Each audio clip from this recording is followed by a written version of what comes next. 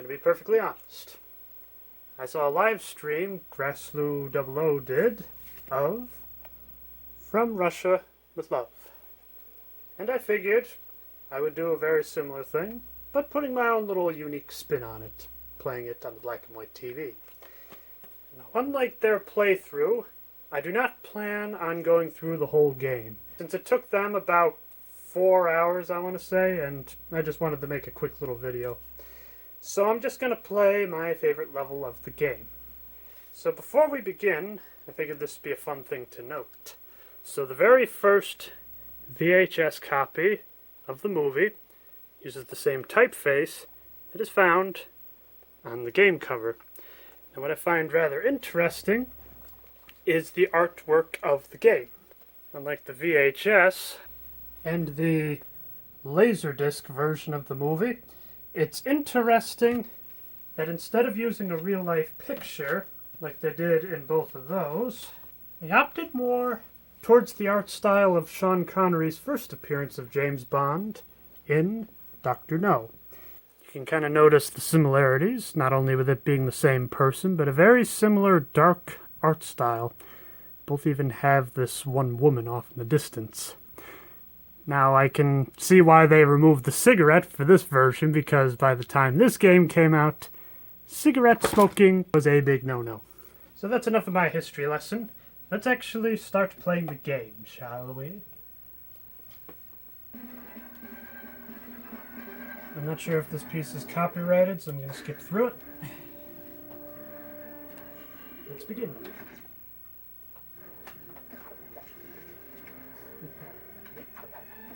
I always felt this game was a little bittersweet, in my opinion. The biggest thing is, it was really the last great Bond game. After this, I feel like it was all downhill. I mean, I will admit, GoldenEye Wii isn't deplorable, but it just wasn't as fun and or inventive as any of these other games. So like I said, I wanted to do my favorite level, the factory. And just like Grassloo00, I figure I'll try it on 00 Agent.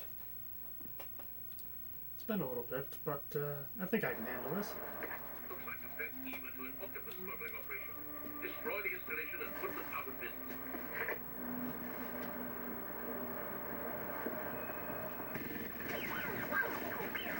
Even coming back to this game, it still amazes me how good the animation is. It's very smooth.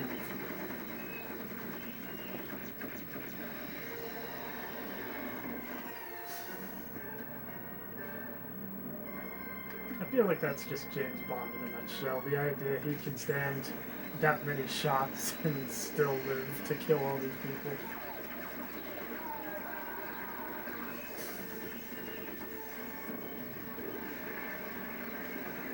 Here we go.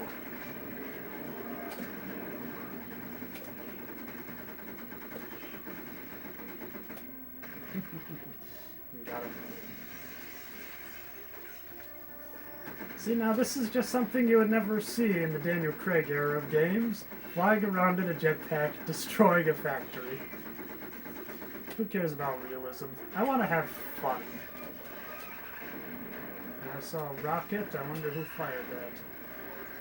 Now, I do know the jetpack comes with a rocket launcher, but I'm going to skip on that for now. Let's see. Pick that up. Let's see, can I open this door? Nope. Okay. Guess we'll go to the other side. Oops. Good. Let's try to be stealthy about this.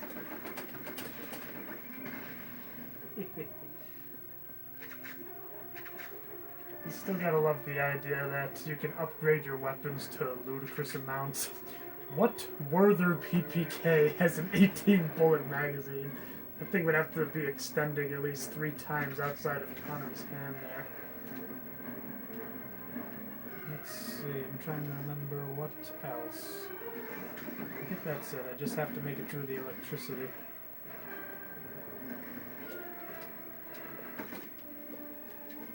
Wait for it to go again. And go.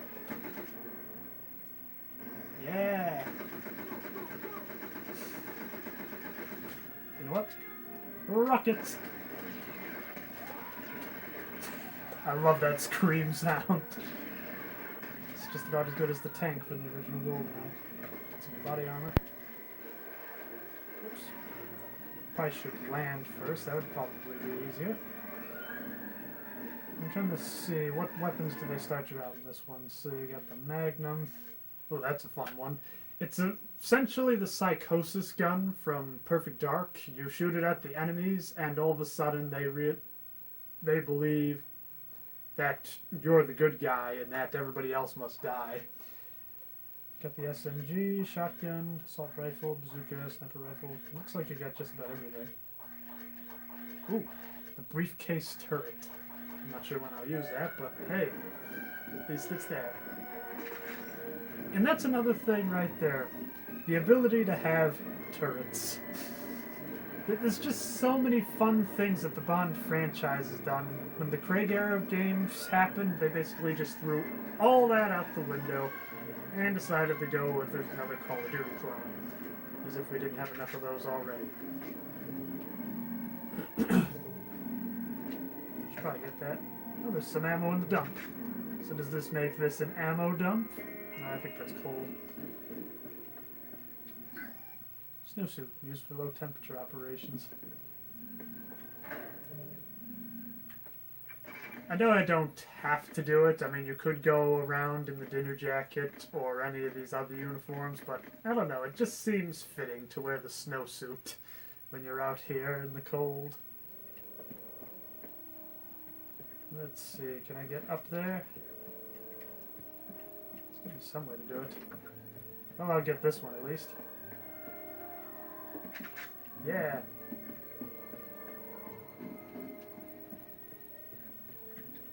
How do I do that? I know it's giving me the climb option. Come on.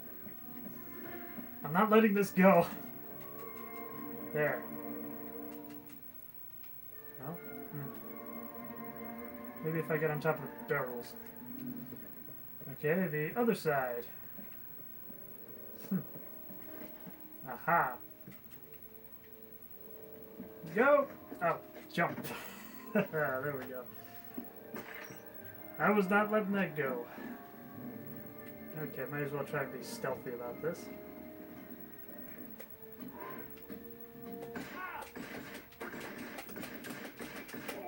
It's kind of hard to be stealthy when there's two guys. I figured if I shot the grenade off, it'd be a lot quieter, but that didn't work. Getting a little bit of lag here, but maybe that's just what happens when you run this in actual hardware. I am just a sucker for a good snow level. Look at the scenery. This is beautiful. Of course, I know there are a lot of people out there that hate winter, but it's got to be my favorite season. You got to have something to break up the monotony of... armor-piercing rifle. You gotta have something to break up the monotony of just rain and extreme heat.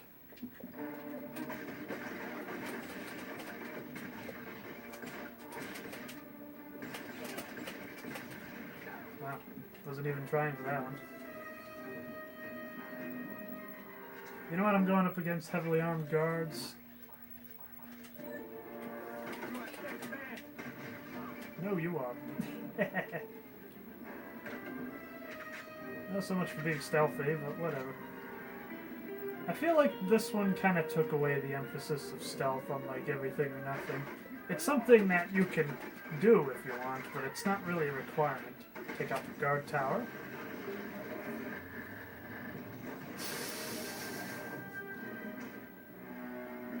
It still kind of annoys me that there's only one Bond move per level, but hey, at least it's nice that they kept any of that in this game.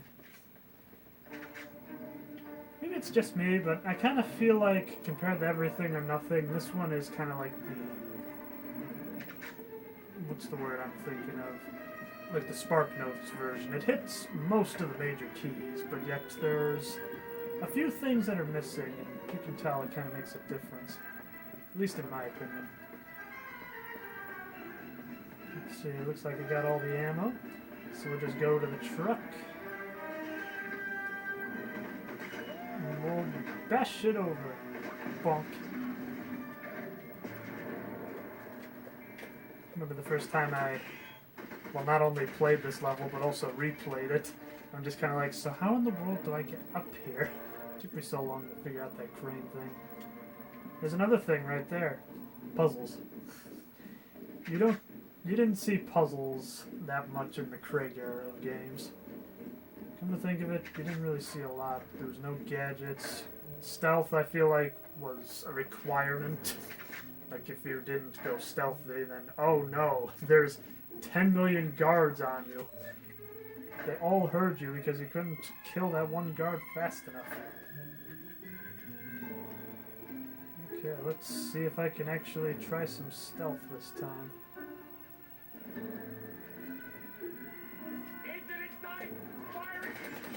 Okay.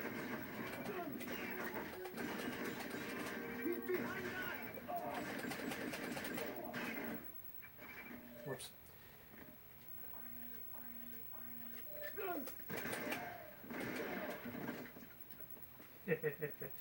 They used the shotgun. Might as well use the shotgun myself.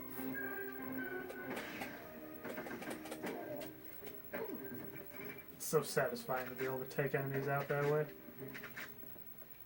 I think that was sort of in the Craig era of games. I'm just sounding like a broken record at this point. I better just stop comparing the greatness that is the EA era of games to the garbage that became the Ubisoft. I think that's who got the license afterwards. All I just know is 007 Generations basically was so bad both critically and financially that there hasn't been a single Bond game since. It's all up to the fans that are still keeping the series alive. Projects like Goldfinger 64, and let's see, there's also The Spy Who Loved Me 64, which is part of that, and I'm proud of it. And there's also another project in the works based off of The Living Daylights to get some Timothy Dalton in there. Oh, come on!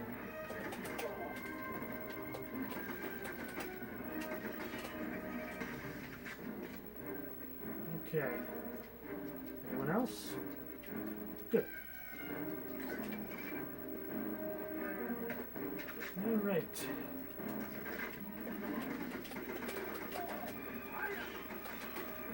Boom! I will admit, that's all a lot of fun to be able to do that. Let's see, I think I'll come back to that. I think I gotta go down the elevator first.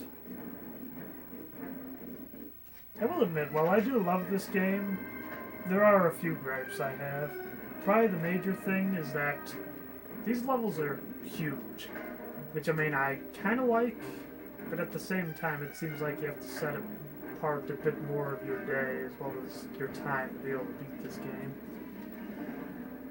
But probably the biggest thing I can't stand about this game is you cannot skip the cutscenes. I almost kind of wonder if maybe that was an agreement of getting Sir Sean Connery to come back. Because I know he was rather adamant about not doing the character of James Bond ever again. There were a few reasons for that. The first one was all the troubles with You Only Live Twice. And then there was the whole Kevin McClory thing with Never Say Never Again. Still trying to figure out how in the world he paid Sean Connery enough to do Thunderball twice. Gotta love this elevator music.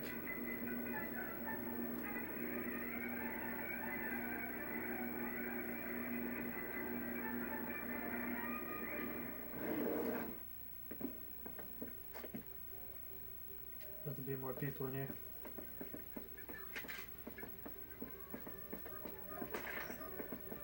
Sniper rounds, very good. Get some more ammo. Body armor.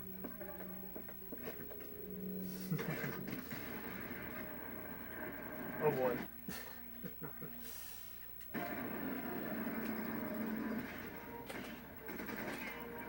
Aha!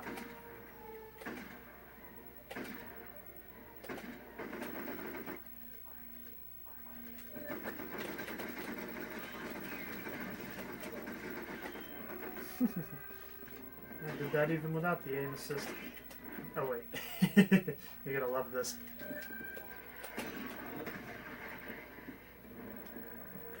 armor-piercing rounds. I feel like in general, armor-piercing rounds is like a big screw you to for defending yourself in a combat situation.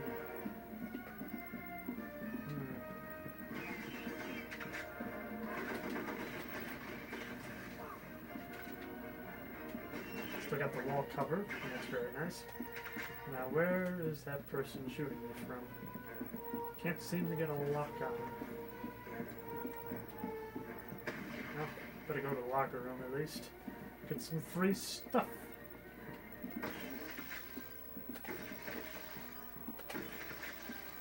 Let's see, what's in here? SMG. Ooh, special rockets. Very nice. Some more special ammo here. Very good.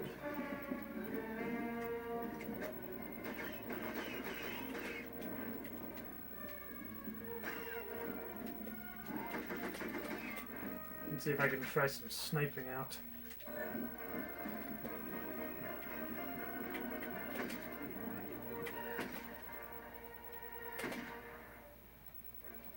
After that level of sniper rally, this has become a little bit easier.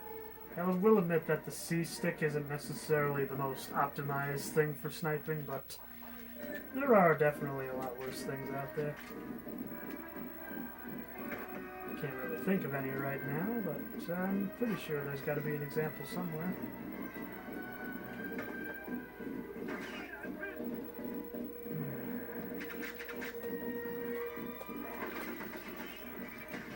Did he just get up on the...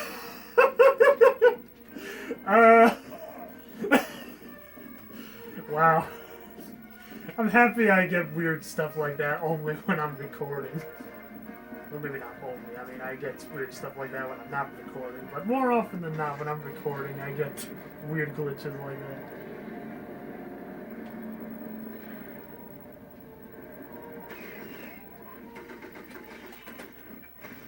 Boom.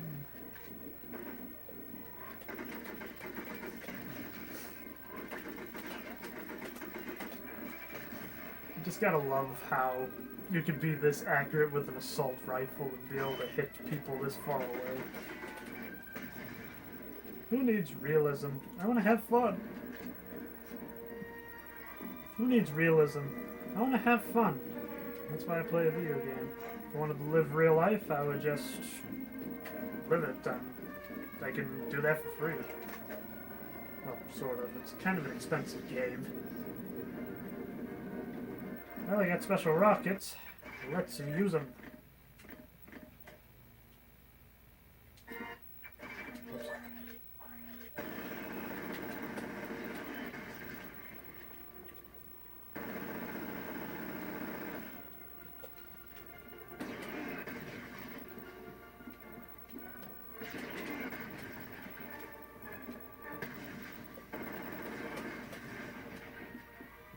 Oops. Yeah, that was a lot easier than I thought it was.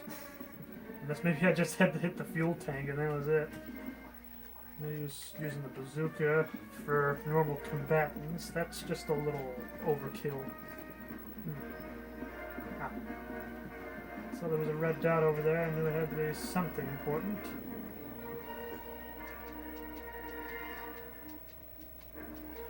Hurrah!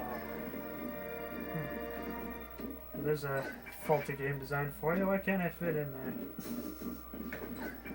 Yeah, whatever. It's just a lot of other things to appreciate with this game and let small stuff like that slide. The music, the atmosphere. There's just a lot of attention to detail, a lot of love and care that went into this game that is seldom seen in a lot of games today. I feel like if you go to the indie scene, that's probably one of the few places where they generally put passion into their work. But you can feel free to prove me wrong. I just don't like to spend a lot of money to play new games. And that's kind of one of the reasons I go for with not playing them.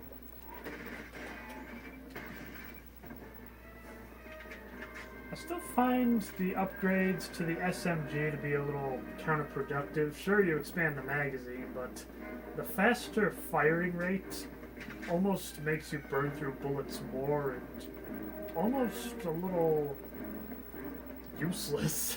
Maybe not useless, but just kind of... It's not helpful. I'll just say that much. I'm trying to remember, where do I go from here? Wait. What's that purple dot there? I will admit, I do get lost, but I like getting lost in a game. I love exploring levels. It's just something you didn't get in the Craig era, as I've probably been saying a lot throughout this playthrough.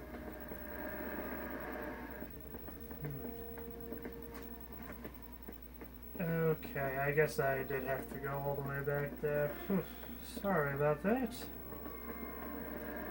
If I was the stereotypical YouTuber, I'd say, sorry guys, but while being transgender now, I'm a little more sensitive about pronouns like that. If that is a pronoun, English was never my best subject. I like to read a lot, but that's all I can say for sure.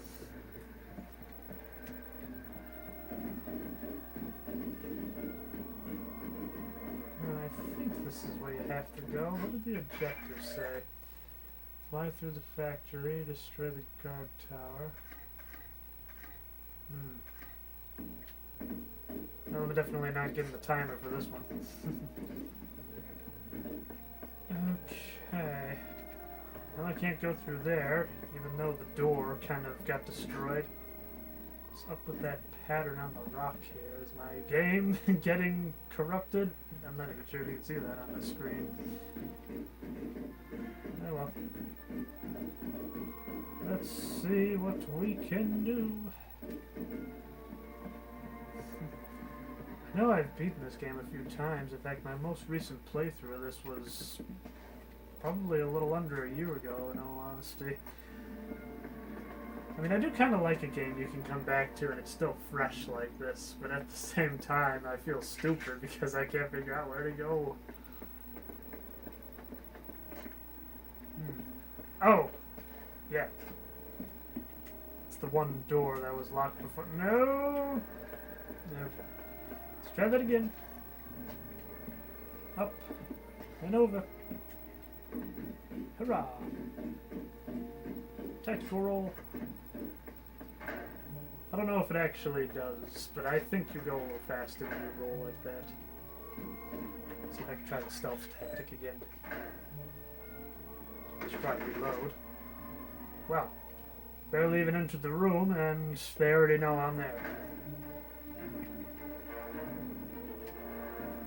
At least I heard some gunshots going off. There you are. Shotgun time. Goodbye.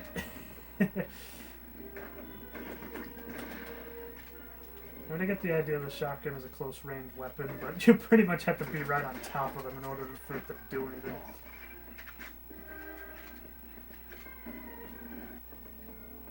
Okay, so we'll open the door. And we are out of here. Whee!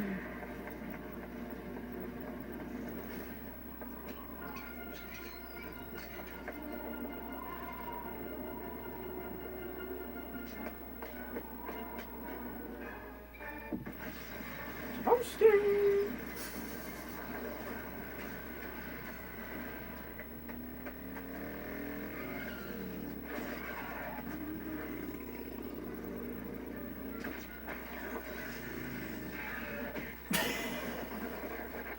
That sound effect's given to me every time.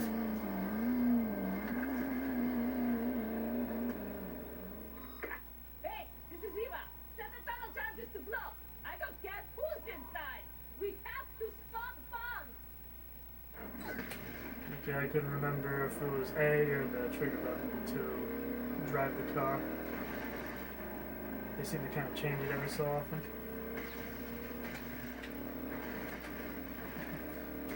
I do kind of like the idea that there's a bonus level you can actually walk through these tunnels, because you can tell there was a lot of attention to detail put into this just for you to drive through it this quickly. It seems like a bit of a waste. released, so it's nice that you can actually take your time and walk through it in one of the bonus levels. Oh, that didn't work.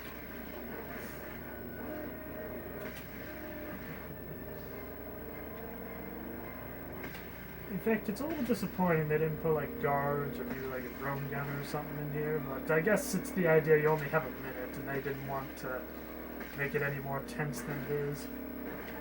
At least it's pretty straightforward. Just as long as you keep going and occasionally shoot an explosive, you're golden. Okay, your turn. Toasty! Alright, we're almost there.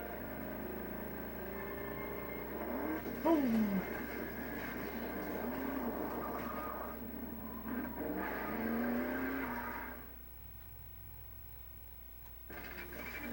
And there we go. Got everything but the time, but that comes to be expected when you kind of get lost for a little bit of it. So, this is From Russia with Love on the GameCube. In my opinion, the last great Bond game. Not to put down fan projects, but maybe I should say the last great official Bond game. Yeah, that probably makes more sense. Because then after this, it was Quantum of Solace, which was okay. There was the disappointing GoldenEye remake instead of a remaster, which everybody else wanted. And then there was 007 Legends, which aspects were fun, but on the whole, it was just a mediocre game. If you want me to play more of this, feel free to ask if I get the time. I rather like this game. Until next time, keep having fun.